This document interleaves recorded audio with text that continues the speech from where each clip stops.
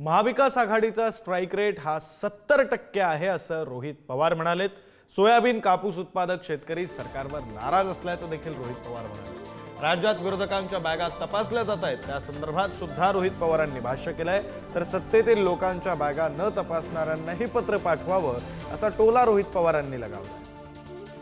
रोहितजी काय सांगाल, विदर्भाच्या दौऱ्यावर आलेले आहेत, निवडणुकाचा प्रचार अंतिम टप्प्यात पोहोचलेला आहे, काही दिवसच शिल्लक आहेत, कसा प्रचार राहणार आहे आणि विदर्भात तुम्ही खास करून राष्ट्रवादीसाठी काय बघताय? म्हणजे राष्ट्रवादीपेक्षा महाविकास आघाडीचं चित्र फारच चांगलं आहे। ज्या काही 70-80 सीट्स आहेत मेजॉरिटी ठिकाणी म्हणजे स्ट्राइक रेट महाविकास आघाडीचा हा कमीत कमी 70% आसपास राहील असं दिसते। आत्ता पेठे भाऊ यांना आदरणीय पवार साहेबांनी संधी दिलेली आहे, निष्ठेचं ते एक प्रतीक आहेत।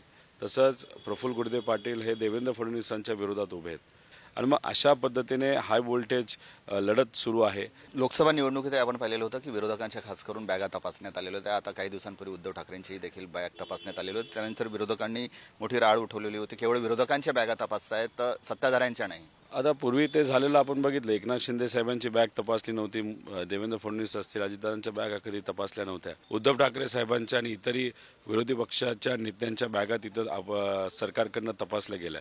म्हणजे दुर्दैव असं की तपासणारे लोक हे मध्य प्रदेशचे आहेत, म्हणजे इथं नोकऱ्या नाहीत आपल्याला आणि मध्य प्रदेशच्या लोकांना इथं आणून त्यांच्या हातून बॅगा तपासत म्हणजे ही मज्जाच झाली आहे। आता याच्यामध्ये जर आपण बघितलं तर उद्धव ठाकरे साहेबांनी हा मुद्दा जेव्हा उचलला, लोकांनी जो प्रतिसाद दिला, त्यामुळे आता सत्तेतल्या लोकांना सुद्धा पर्याय राहिलेला नाही, दाखवण्यापुरतं तरी त्यांच्या बॅगा आता तपासायला सुरुवात झालेली आहे। कॅमेरामन मंगेश हस्तकसह जितेंद्र शिंगाडे, पुढारी न्यूज, नागपूर।